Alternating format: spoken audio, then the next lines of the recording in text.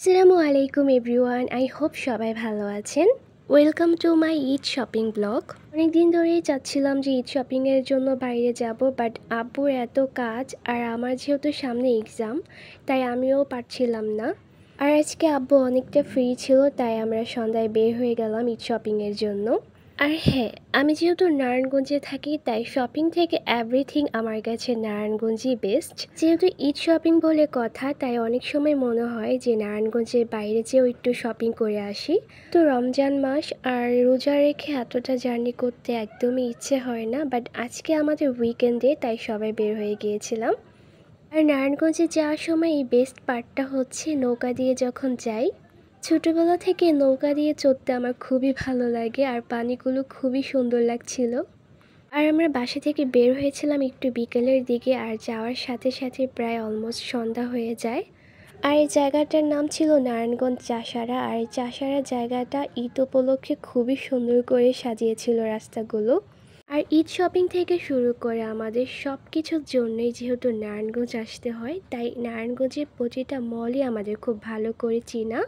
আর ফার্স্টেই চলে যাই আমরা ডিআইটিতে, কারণ এই দোকানটাতে আমাদের এক খুবই পরিচিত কিছু মানুষ আছে। যে কোনো প্রোগ্রাম হলে আমরা এই মলটা থেকে অনেক ড্রেস পারচেস করি। আর এই মলটাতে আসার পরেই আমাদেরকে অনেকগুলো ড্রেস দেখাচ্ছিল আঙ্কেল। আর আমার আব্বুর ড্রেসগুলো চয়েস হচ্ছিল না, আর আমি ছোটবেলা থেকে আমার আব্বুর পছন্দের সব ড্রেস পরি। আর আমার আব্বু সবসময় আমার জন্য আর আমার ছোটো বোনের জন্য সেম ড্রেসই পারচেস করে, আর সেম ড্রেস অনেক সময় মিলানো যায় না। তাই আঙ্কেল অনেক ধরনের ড্রেস দেখাচ্ছিল আব্বুকে, বাট আমার আব্বুর কোনো ড্রেসই চয়েস হচ্ছিল না। আর সত্যি বলতে এই দোকানটাতে কিন্তু হিউজ পরিমাণে ড্রেস ছিল।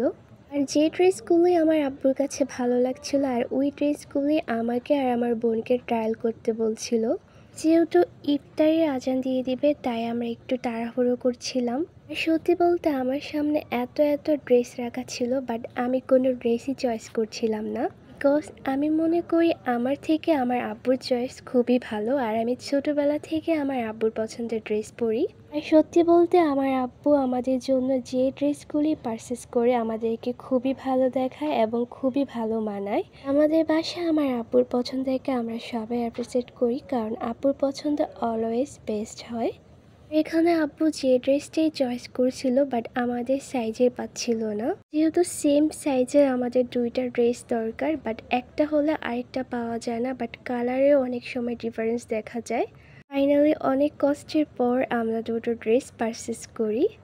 খুব তাড়াহুড়ো করে আমরা চলে যাই, কারণ একটু পরই মাগরিবের আজান দিয়ে দেবে আর ইফতারির সময় হয়ে গেছে। আর যেহেতু রমাদান মাস, তাই এই জায়গাগুলোতে খুবই ভিড় থাকে, কারণ সবাই আসে এই জায়গাগুলোতে শপিং করার জন্য। আর আমরা যেহেতু শপিং করতে করতে একটু লেট করে ফেলেছি, তাই নিচে যেয়ে কোনো রেস্টুরেন্টে প্লেস পাইনি বসার জন্য। আর তাই আমরা বাইরে থেকে লেবুর শরবত এবং হালিম নিয়ে নিই। আর সত্যি বলতে হালিমগুলো আমাদের কাছে খুবই ভালো লেগেছিল। আর এগুলো খাবার শেষ করে আমরা আবার চলে যাই রেস্টুরেন্টে। আর আমার কাছে কিন্তু বুরহানিটা তেমন পছন্দ না, বাট সুগন্ধার এই বুরহানিটা বেস্ট, অনেক মজা ছিল। ছোট বোনের জন্য আর আমার জন্য অর্ডার করি মোরগ পোলাও, আর আমার জন্য আর আপুর জন্য অর্ডার করি কাচ্চি, বিকজ কাচ্চিটা আমার অলওয়েজ ফেভারিট। আর মোরগ পোলাওয়ের সাথে এই গ্রেভিটা দিয়েছিল, আর এইটা দিয়ে কাচ্চিটা খেতে আমার কাছে খুবই ভালো লেগেছিল। বাই দ্য ওয়ে, আপনারা কোনটা পছন্দ করেন, মোরগ পোলাও না কাচ্চি? আর কাচ্চির সাথে কিন্তু সালাদ না হলে একদমই জমে না। নারায়ণগঞ্জে কিন্তু অনেক রেস্টুরেন্ট আছে, বাট আমাদের কাছে সবসময় সুগন্ধা বেস্ট। আর আব্বু আম্মুর জন্য যখনই রাতে ডিনার করার জন্য আসি, তখনই আমরা সুগন্ধা থেকে খাই, কারণ আমার আব্বু সুগন্ধার খাবার খুবই পছন্দ করে। সুগন্ধার খাবারগুলো আসলেই খুবই মজা। এর আগেও আমরা কাচ্চি বাই আরও অনেক রেস্টুরেন্ট থেকে আমরা কাচ্চি অর্ডার করেছি। সুগন্ধার কাচ্চিটা আসলে অনেক মজা। আর কাচ্চি বেস্ট হচ্ছে আলুটা, আর এই আলু ছাড়া কিন্তু কাচ্চি একদমই জমে না। মাংসটাও খুব সফট ছিল।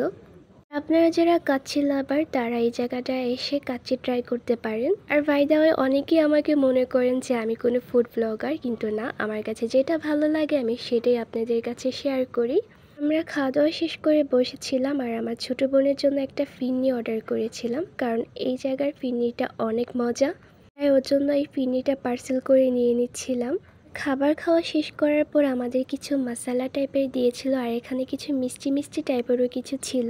এগুলো আমার কাছে আর আমার ছোট বোনের কাছে অলওয়েজ পছন্দ, তাই ও টিস্যুতে করে কিছু নিয়ে নিচ্ছিল ব্যাগে।